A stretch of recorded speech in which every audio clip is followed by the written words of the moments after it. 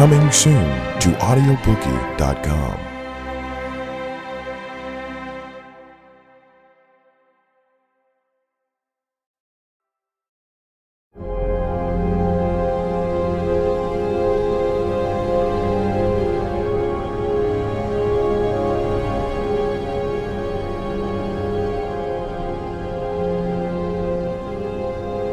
She's a mother, a wife, a God-fearing woman who worked as a nurse, healing the world of its problems and diseases, until she finds out she's at the final stages of breast cancer.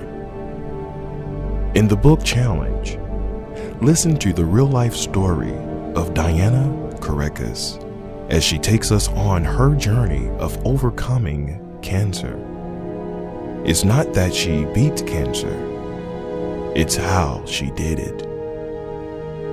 Coming soon to audiobookey.com. Real stories by real people.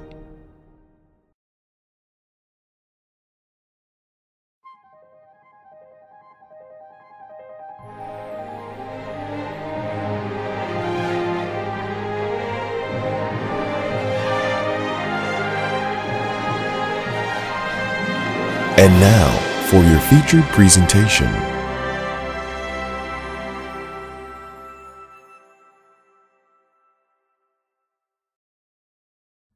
The following narration is a depiction of the life, experience, and thoughts of the author, and not necessarily the voice of the author itself. This story is rated mature. Listening discretion is advised.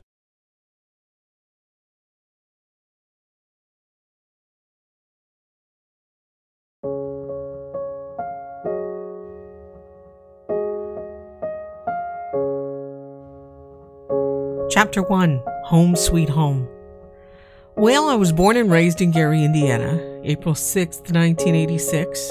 The earliest thing I remember in Gary, Indiana, was there are a lot of trees. We lived across from a high school. I remember every morning looking outside of the window, seeing that school at a very early age. I had two cousins that lived with us when I was a child, Terry and Tori, at our home on Birch Avenue. It broke my heart when Terry eventually left to go to college because I'd grown so close to him. He would say he's going to call, but he never did. It's okay though, I knew he had to go. I just remember always having a very peaceful home as a child. I remember how Mommy would be cooking, Daddy would be downstairs on the piano playing some type of music. Not sure what it was though. He used to play the bass guitar, or he'd just be playing some kind of music, you know. I would play with my brother a lot. It was just happy. I just remember being very happy. Hide and go seek, Mr. Freeze. Oh my God, would we have water fights? Like people from around the block would be as many as 25 of us with water balloons, water guns, playing in and outside of the house. It always started in the basement of the house. That's where things really kicked off. And again, it'd be about maybe as 25 people from the neighborhood there. We would also have plenty of get-togethers. People would always come over. That to me was home sweet home. It was just an amazing time for me as a child, because I remember being so happy. Everything was simple and easy. I always felt loved and protected. Even when my cousins stayed with us, dealing with their personalities, it was cool. It was always a safe feeling at the time. We would have stayovers, sleeping by the fireplace, always laughing and having fun all night. On our neighbors, we would roller skate a lot in the neighborhood, go to the beach. The beach, I think, was like 15 miles away from the house, which made it easy for my parents to take me and my brother. The beach was called Miller Beach, which was near Gary. It always smelled like dead fish.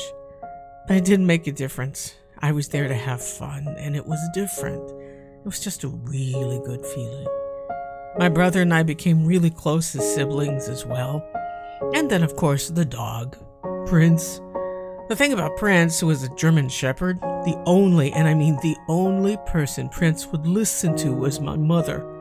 She was very small in size, and regardless of whoever tried to give Prince orders, the only person he would listen to would be her. She would come home, and after everyone trying to make this huge dog get out of the house, her voice was the only one he responded to. She would simply say, "Okay, Prince, hit it."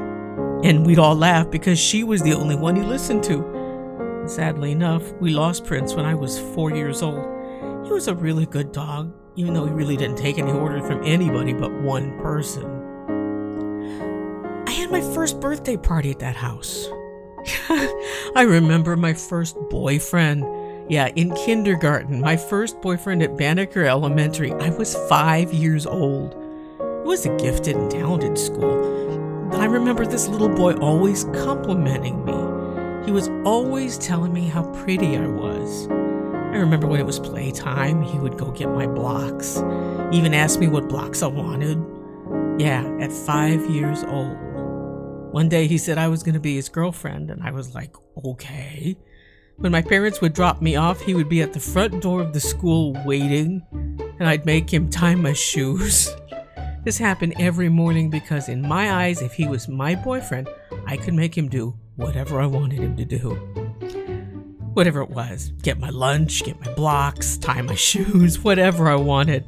But let me tell you this, I remember when it was my 6th birthday, I wanted him to come early so he could meet my uncles and family. He didn't make it early, but he did eventually arrive. And you know what he bought me? A raincoat and umbrella. I never will forget that to this day. When I saw it, I cried. I was so happy. I talked about that raincoat and matching umbrella for about 3 months. I made all the girls jealous, and I would wear it all the time, whether it rained or not. I was just showing off. But my boyfriend got me this umbrella and raincoat. I will never forget him. Then trying to find him on Facebook, but yeah, he even on Valentine's Day gave me a card that I kept for 3 years. And eventually John, my boyfriend, would dump me for a little light-skinned girl. I would never forget that either. At this time, I'm in 2nd grade. Well, after class, he came up to my desk and simply said to me, "I like Rosetta."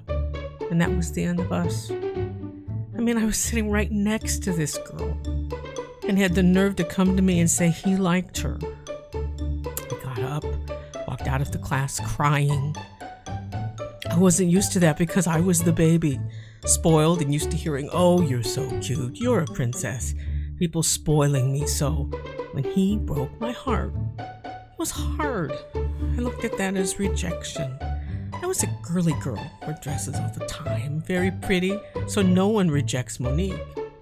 I mean, every morning I would have my mother or someone make me pancakes. It could be my cousins, my mother, or whoever, but somebody had to make me pancakes. But needless to say, I was shocked at being rejected by my so-called boyfriend at the time. But to get back at him, I remember going to the board that had all the kids that had made straight A's on it. I took a pen and scribbled on his face. I told my brother and my uncle to go beat him up, but they didn't do it. They just laughed at me and was like, "You're only 5 years old, Monique. He's a kid. You're not going to beat him up." Yeah, I remember when I first learned how to ride a bike. It was hot that day. Everyone was outside playing, and if you know my dad, he's a jokester. It was like narrating me as I rode the bike for the first time to everyone who was watching, like a play-by-play. "There goes Monique as she rides the bike. She hits the tree. She falls down." As he was saying all this, everyone is laughing. I hit a bush and he announced it out loud. Everyone started laughing and that made me quit and give up riding the bike. I was like, I don't want to do this anymore. My dad was like, "Why?" I was embarrassed because he kept making jokes and even songs about my first and yes, horrible riding experience. It made me not want to do it anymore. I mean, it's funny now, especially after you watch the video of it, but as a 5-year-old, that's not funny, because I'm about to cry because everyone's laughing at me. Probably one of the most embarrassing moments, maybe right next to hitting my brother with a pipe in the basement. Yeah, a steel pipe. Some of the coolest moments was when my dad used to let us stay up late while my mother was at work, and when she would be on her way home late, my dad used to make us get in our PJs to make it seem as though we had been asleep when she came in. But my mother knew the deal. My daddy would get in trouble. I just remember home being a safe place. That big white house with huge windows. watching kids playing outside, listening to the loud school bell ring from Ward High School, not too far from our house. All those memories really stuck with me as a child, and I would never forget them. Back then, though, my brother was a little snitch. When my parents were away, he and my cousins would throw parties. I was about 7 at the time, and they would throw parties and make me stay upstairs, and I would eventually come down and dance right along with them. They would make a circle around me and be like, "Go Monique, go Monique." And because I knew how to dance then, everybody wanted me around. But they all loved me because I was the baby, got all the attention. They used to pick me up, give me kisses all the time. Yeah, that was home sweet home, and I loved every moment of it.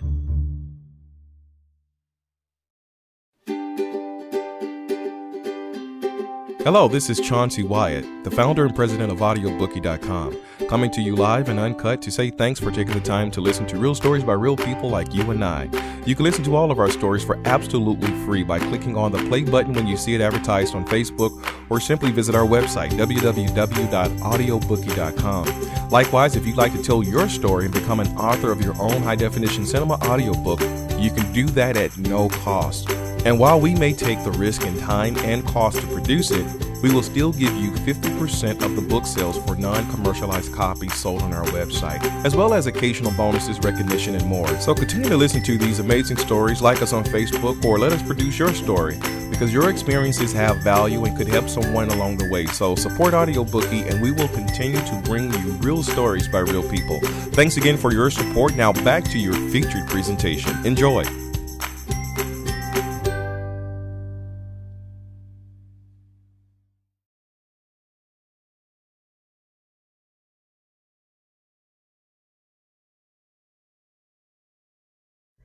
Chapter 2, The First Time. As children, me and my brother used to go to our grandparents' house a lot. It was like our go-to spot for babysitting, and there were other family members staying there beyond just my grandparents at the time.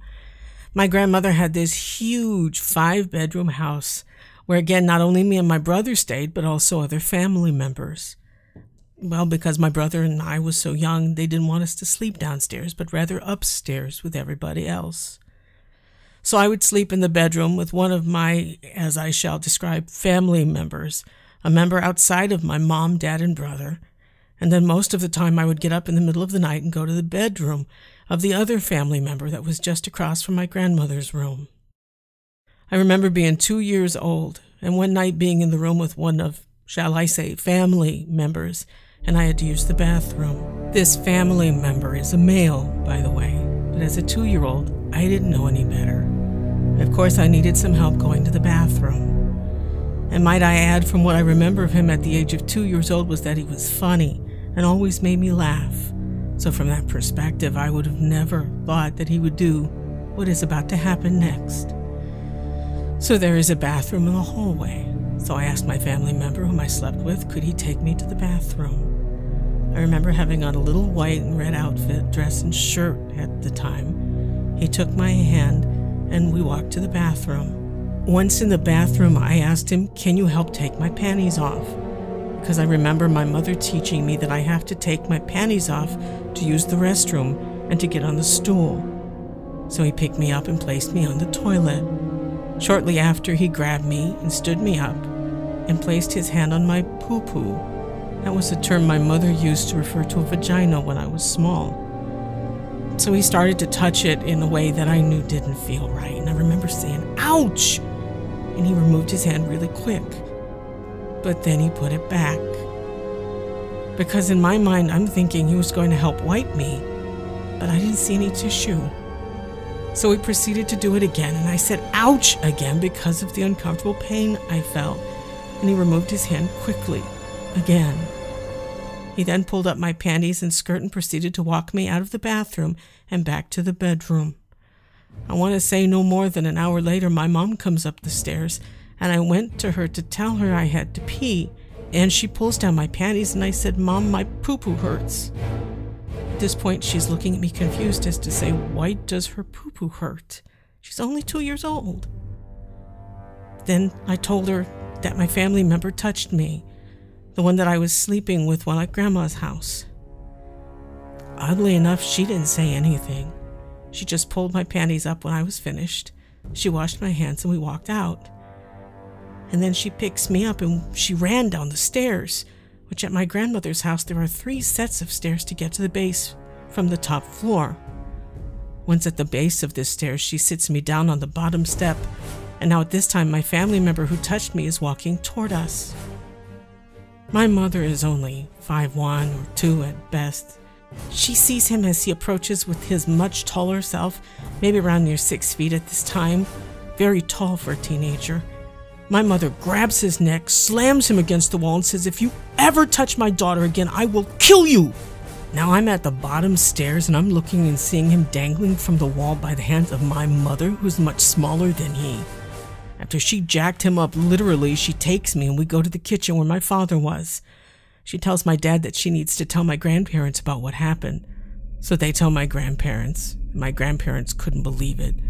They said that she's only 2 years old. She is probably over-exaggerating. So my mom looks at my dad and says, "We are leaving." She grabs all of our belongings, packed up the car, and we left.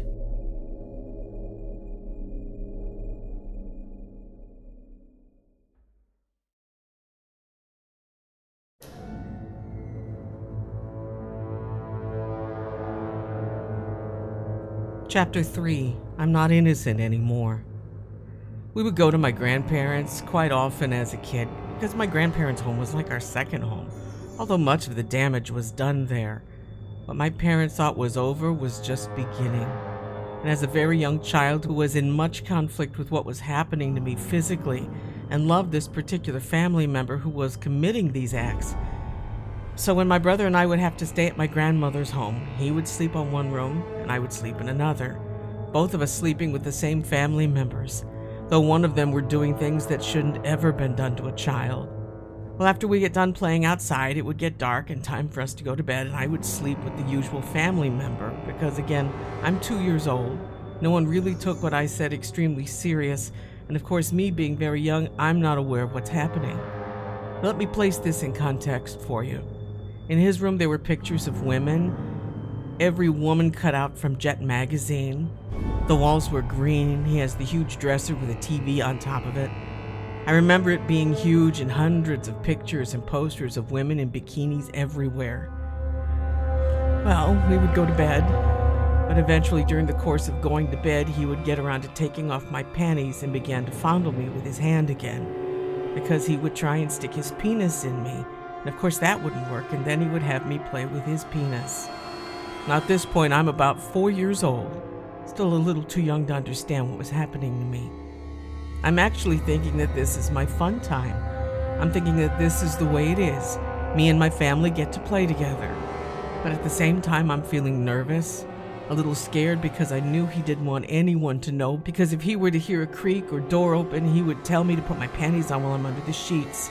But again, I'm excited every time because in my mind, I'm thinking this is how my family has fun with me, not knowing the difference in anything. Maybe this is just a different way of fun, so I'm going along with the program. There isn't anything wrong with this. He's been doing this for some time now.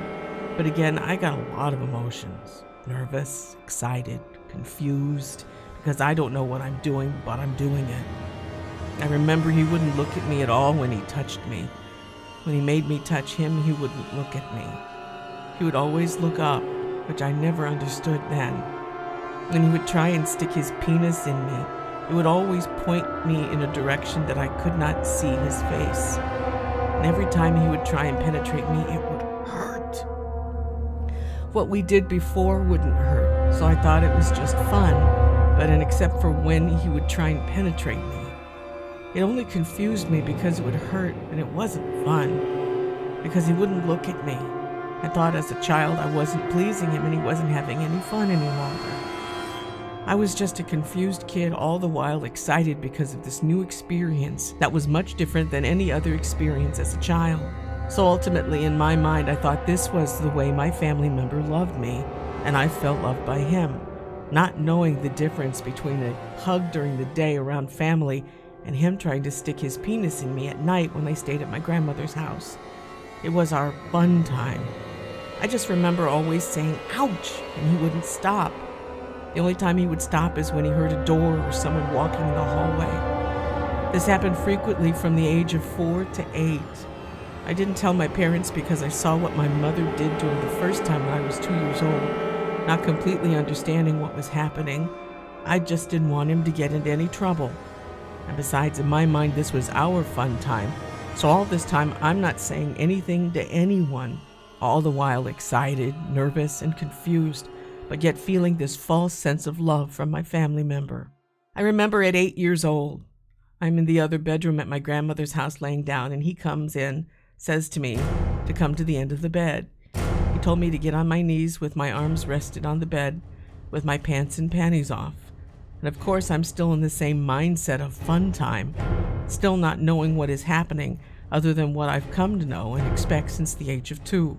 This time I'm a little more nervous because this is the hurt part of the fun. This time he is trying to have anal sex with me because none of the times he could ever completely penetrate me because of me saying ouch. So this is hurting even worse, that I'm saying ouch and I don't want to do this any longer. I'm saying I don't want to do this anymore. I don't want to do this anymore. And he would tell me not to worry and that it doesn't hurt that much. Then we heard someone coming up the stairs. He stopped, pulled up his pants, and ran out. And for the first time, it hit me that he was hurting me, and this wasn't right because he always runs out. He's never happy, and this always hurts. This time just happens to be the last time that this happened to me. But again, this was going on from 2 to 8 years old, and certainly the effects of years of this had just gotten started. I remember one time laying in the room with a different family member who did none of those things to me. I would lay on his chest thinking that I was going to do the same thing with him too. I'm excited and ready to have fun. I was thinking that this was what I do with all the guys in my family. I had become conditioned in my mind that this is how family behaved. But nothing happened with anyone else, except for the family member that did those things. Oddly enough, though, he would play with me as if none of those things ever happened, which further confused me. At now 8 years old, I'm understanding that this is pain and not pleasure, while still in a very conditioned mentality, thinking that this is somewhat normal. I used to always think about why we would have to keep this quiet. Why couldn't we tell anyone? It appeared more and more about what he wanted to do instead of how it made me feel. I was having a lot of sexual thoughts at this point, too. My cousins would be looking at movies, and when the sex scene came on, they would cover my eyes, and I would tell them that I know about sex, and they would say, "No, you don't," and I would get on the floor and start simulating the act of sex to them to prove that I know what it is. They would be like, "How do you know how to do that?" And I wouldn't say anything, and no one ever questioned. I had seen sex scenes before with this particular family member as early as 6 years old, and he would be doing the same thing to me or attempting to. So that's how I knew what it was. He had porn and would make me watch them with him. Now at this point, I'm just wanting to have this attention all the time. I had become accustomed to this, thinking that this was the way people interacted with you if they cared for you. I would try and get boys to do this with me. I would lay on the couch a certain way and attract boys to me, even as a child, because I was so brainwashed. I would pull my shirt down or sit with my legs open. In my mind, this is how you get guys to like me and pay attention to me. The type of attention I got from my family member is what I wanted from boys now, and I did this quite often. But the boys really didn't pay much attention to me. I was just a little girl with pigtails in my hair in their minds.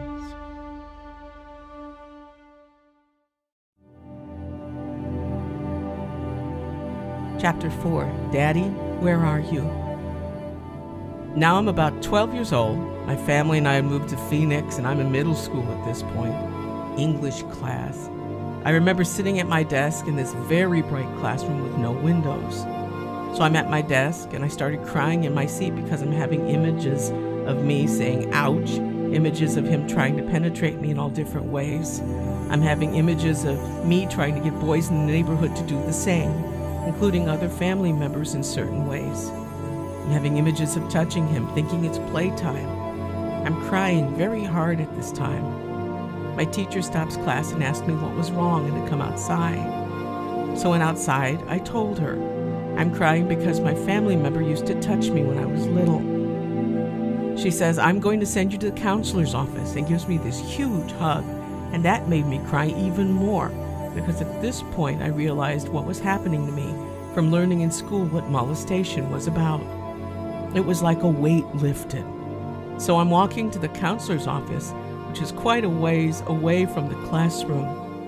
The counselor brings me in and tells me to sit down. I never will forget Miss McCavey. She asked me, do I want to talk about it? I said no. She said, did I tell my parents? And I said no. She asked me, do I want to say anything? And I'm like, no, at least not to her. I'm now thinking, why did I open this up? I don't want to deal with it. She further says, Monique, I think you need to tell your parents. When you're comfortable, you should tell your parents. And I simply said, okay. At this point, I just do not want to talk to her about this, or anyone for that matter. I get home from school and go to our 3-bedroom apartment at this time. When you walk into the apartment, there are 2 white couches in the kitchen. You can see it all as soon as you walk in. I told my parents I need to talk to them. I sat on one couch, my mother sat on the other, and my dad stood up. At this time, I know what being molested is, as again, I had learned this from school. So I proceeded to tell my parents that my family member molested me from the age of 2 through 8. As soon as I spoke, my mother started crying. She had no words. She placed her hands on her face. She can't handle what she just heard. My father said, on the other hand, are you sure? I said, yes, I'm sure. He says, oh, wow, really? Why didn't you tell anyone? I said, I just didn't. He says, oh, okay. And that was all he said. My mother looks at me and says, I'm so sorry. She gets up, hugs me, and we are crying together.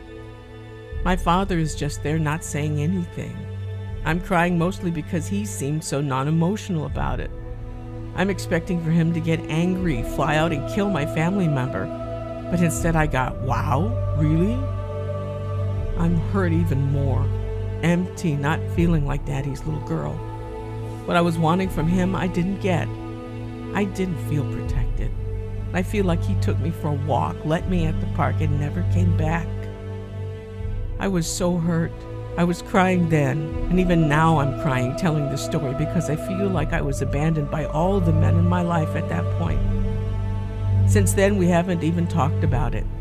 Today, I believe that he was so emotionally spent until it took him completely out as well, and we may have never recovered from the incident. I think it was traumatic for him as well, especially being my father, and he not being able to do anything to stop it. I can really only imagine how he feels because this was perhaps one of the most depressing pieces of news he may have ever received, especially coming from one of our family members. He could have gotten angry and went off, but the same way that it traumatized me could have been the same way it traumatized him. No man never wants to feel like he's not the man, and perhaps he feels robbed as a father and perhaps a man because he wasn't there to save his baby girl.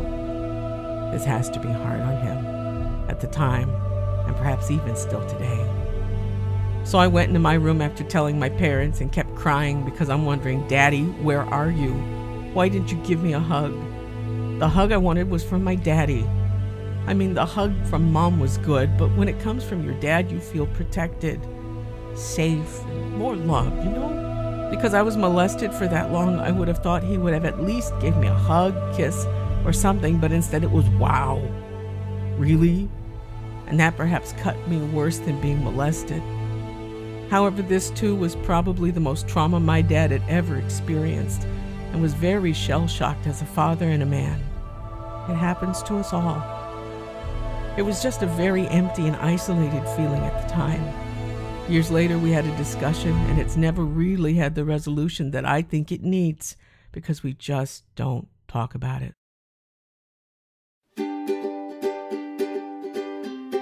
Hello, this is Chauncey Wyatt, the founder and president of audiobookey.com, coming to you live and uncut to say thanks for taking the time to listen to real stories by real people like you and I. You can listen to all of our stories for absolutely free by clicking on the play button when you see it advertised on Facebook, or simply visit our website, www.audiobookey.com. Likewise, if you'd like to tell your story and become an author of your own high-definition cinema audiobook, you can do that at no cost.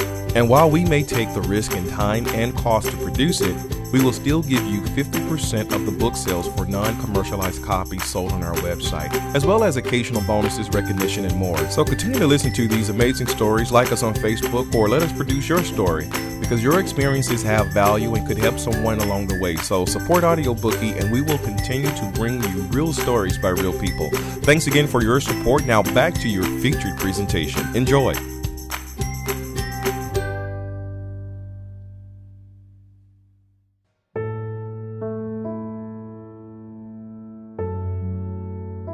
Chapter 5, Identity Theft. After 12 years old, I really felt that I didn't get the love and attention that I needed from my dad, which to me was the most important piece I needed to make through this, and I felt that the only way to get love was through men, the way that I had learned through years of being molested. So the trauma continues, only this time it's mental. My boyfriend in middle school, I found out that he was going to be going to my school after a discussion we had weeks earlier, after having not spoken to him in a while. The first conversation I started over the phone and at school was about sex. This was at 12 years old. I'm asking him what he likes. What's his favorite position? No 12-year-old should be talking about this, but because of where my mind was and still feeling isolated to my past, the only thing that I could talk about was that, because this is what I felt was the way to get a boy or man to like me. Because this is what I think love is. I felt I had to do this. I remember letting him touch me in the bathrooms that no one used. He never asked. I insisted. I arbitrated doing it. I led it, and I started. I would allow him to touch me nearly every day like this. I was basically the initiator of anything sexual, as I thought that my whole purpose was to please men. This was the only thing I was good at. This was the only thing I thought I was good at. They were happy. I got attention. All the guys liked me at school. All the girls were jealous. Let's do this, is how I felt.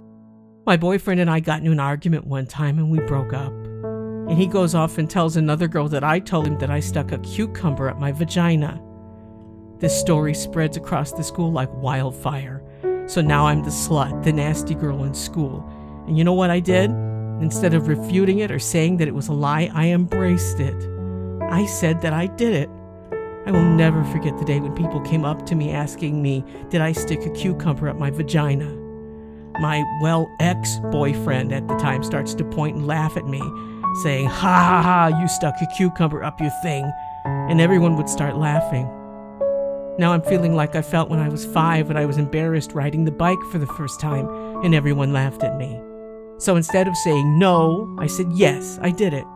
I embraced it more to keep from feeling the rejection and isolation of doing something wrong, because if I said no, it would perhaps be a bigger mystery and the name-calling would perhaps worsen. It was me. I was being called a slut from 7th to 8th grade. I was a slut and boys knew I was easy and would do anything. They knew to come talk to Monique. They would give me their number, touch my butt. It was a horrible time from the standpoint of being talked about by everyone, but at the same time I liked the attention that it gave me from the boys. I would go to school with a skirt, but when I got to school I would change to something that made boys attracted to me, so I felt that sex was the way to do that. I would bring up sex to boys and we would have sex, and because they kept coming around, I felt love. I didn't know who I was. My identity was lost through being molested and not having the support I needed from my father at that time. This is not really about my father, but more about how this could damage a complete family, not just the child who was molested. Because it seemed that after that news to my father, he has never been the same either. When I turned 18, I dated a guy for about 3 years, and for the first time I felt some level of consistency from a man that did not just want me for sex. And I thought that maybe I don't need to give a man sex for him to like me, because truthfully I'm tired of it, and in a certain kind of way. At this time I think I had suppressed those memories of the past, but I still felt that I needed to have sex with men, particularly if I felt isolated and alone and void. When I first had sex with him, my boyfriend at the time, I cried. And he asked me, why am I crying? And I said, I just feel like I don't need to do this anymore, having sex with men. I explained to him about my past, and he said something that I never heard. You don't have to have sex to be with me. I like you for who you are. So that was the start of the mental change in me. I started to redefine my purpose of thinking that God brought me to earth to please men at that moment. I'm starting to feel good about myself, but as soon as I do, he cheated, right after my 21st birthday. But I stayed, even though he was cheating. About a year later, I remember being at work and getting a call from him. He says that I need to focus on my work, my music, and basically we need to go our separate ways. Now I'm feeling the anxiety I felt when I was small, the abandonment. He comes over later that day and I said, can we talk? He says, no. I'm crying hard and begging him, can we talk? He says no, pushes me, takes the dog we shared and drives off. I'm sitting in the middle of the garage bawling and praying and asking God, why? Why me? Why is this happening to me? I was praying that we would stay together. So when I finally picked myself up, I went back to the old me, the girl that knew how to get a man, and I guess keep a man, through sex. That girl who knew how to please men. So now, I meet guys off myspace.com. A few months later, we have sex. I meet a guy at a car dealership. I have sex with him, and I'm doing anything they want me to do. I remember driving to the military base to meet a guy and how confused and empty I was. The drive I took to see a guy was completely about sex, not relationships, just sex. This went on from 23 to 26. I was totally isolated from the thought of love. Even after I tried to not have sex, the desire to have a man was only in my mind through sex, and the cycle never ended, up until I found out I was pregnant. From 12 to 26 is a long time to not have any identity. The only identity was the one I had learned about while being molested. More than that, it wasn't just guys that I sexed, it was the girls too. I used to completely turn women out. I was always in control. I would make them do things at an early age that young girls shouldn't do. I would make them play games, and the loser would have to take their clothes off and perform some kind of sexual act on me, or I would do it to them. More than often, it would be me that did all the acts because I was a pretty messed up child. I would play truth or dare and made them suck my titties. I would start touching them and, in a sense, spreading my damage onto them in a way. This was happening as early as 12 through my teen years. I completely lost my virginity at the age of 14. After that point, things really changed, and now I'm really having intercourse, and it became the thing to do. It was just a very sad time. The 1 year I stopped having sex was when I got back into church and heard a sermon by Dr. R.H. Vernon. He talked about what happens when people have sex out of the proper institution, and it really hit home. And now I'm thinking that if I stopped, things would change. I could find the right man, and he would want me for me. And though I stopped intercourse, I never stopped oral sex. So in essence, I hadn't fully let go, though I was headed toward the right direction. But of course, it only took one more rejection by a man to make me go back. I was rejected by another man that told me he didn't want me any longer, and go right back to do what I always did. Give me my body in return for a false sense of love.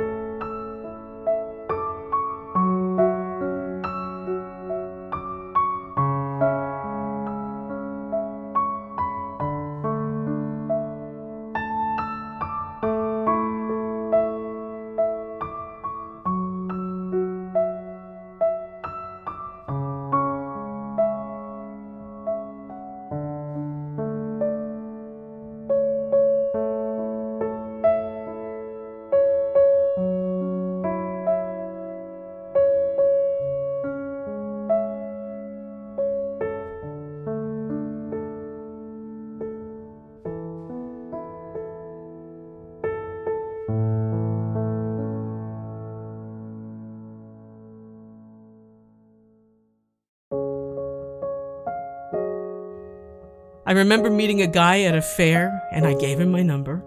He needed someone to braid his hair, and I did. So I took his number, and about 2 days later I texted him. and the first thing I did was started talking about sex.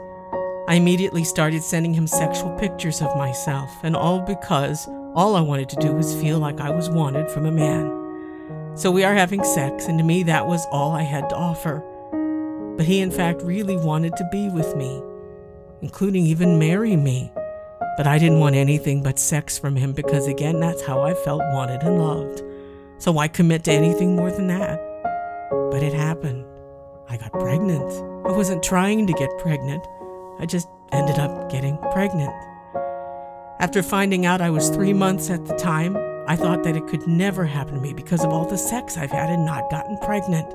So there was a sense of invincibility. I remember taking the pregnancy test in the bathroom of my home. I took the test and I instantly looked at it and it said, I'm not pregnant, but I wasn't looking at it properly. But when I found out how to read it, it hit me hard. I'm pregnant, and now a whole new set of emotions cover me. I'm crying, I'm nervous, I'm scared. I'm having thoughts of not having this baby. I can't afford it. I don't want his baby. I'm too young, and I have to have an abortion. I called my sister Jerry and told her we need to talk. So I drove to her house and she says to me, you're pregnant, and I said yes. She looks at me with a very shocked look and said, I can't have no baby, and I'm having an abortion.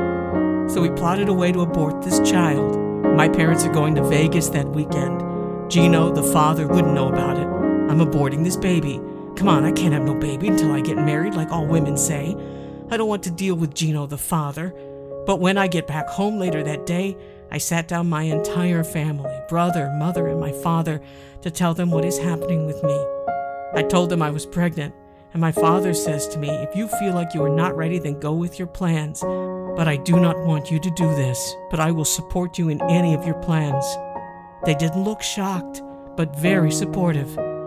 They reassured me that I could be a mother and support my child. My father specifically said that at the table. I made the decision in my head to abort the child. So I go back to my room and I had a flashback of everything that has happened to me, what it has made of me. I'm thinking of the molestation, the totally giving away my body to men, the fact that I don't know myself. How can I help some child when I don't even know who I am? I can't do this. But I heard the voice of my dad saying, you can do this. He said it at the table, and that voice came right back to me at that moment, and I completely changed my mind. I told myself and family that I was having the child. You know, it's amazing the impact that a father can have on the decisions and development of their children. It was him that made me have this child. Just his voice saying I can do it is what made me completely change my mind. But now that I've made this decision to have the child, I'm still wondering, how am I going to do this?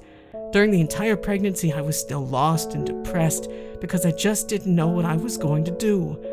So I started back doing pretty much the same things I've always done pregnant that I did when I wasn't. Gino wasn't in the state at the time, so I'm feeling alone. So to fill this void, let me find a man to sex me or me give him sex. Just like that 2-year-old girl who didn't have a clue she was being molested. The cycle never ends. But the day that I had the baby, October 27th, everything changed for me.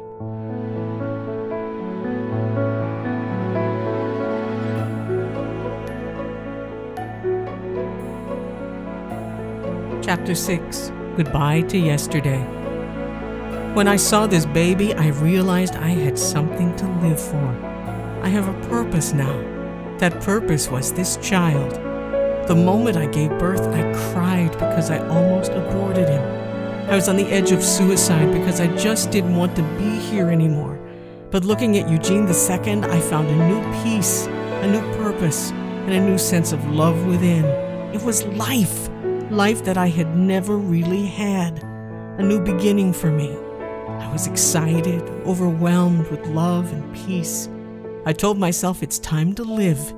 You have a son, and he can't see you live this way, and neither can you pass down the demons of your past to him and continue a cycle of hurt and bitterness.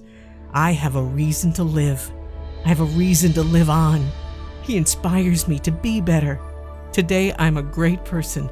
I have forgiven and loved my father, though we yet have a lot more room to grow and heal. My heart goes out to him because though I was saved by this baby, I often wonder, has my father been healed as a result of what happened to me that he had no control over? My son's father is the best father ever and completely loves his son. The family member who did those things, I haven't spoken with him in years. I don't hate him, I just hate what happened. My purpose for this book is to highlight what goes on quite frequently with little girls, that is often showcased in them giving themselves to men, and how these type of things can not only destroy the person who is molested, but can completely destroy relationships as a result when not dealt with properly. Mothers, watch your children. Watch what they are watching. Filling their brains with sex that is shown on television at an early age could very well lead them to much of what I experienced, just perhaps in a different way. It's important that you watch your children, protect your children, listen to your children, and love them, because they look to you like God. And the moment you fail to be God, the only alternative in their minds are the demons that come to completely take them out. While I was saved by my baby, many are not saved by anything. It doesn't mean that a woman should have a child to free herself, but what this book means is that women who are suffering and battling years of molestation as adults should find the proper outlet in love to heal, because in the end, it will be love that can, and it will be the driving force that heals you. I'm Monique Dixon, and this is my personal story of being saved by the baby.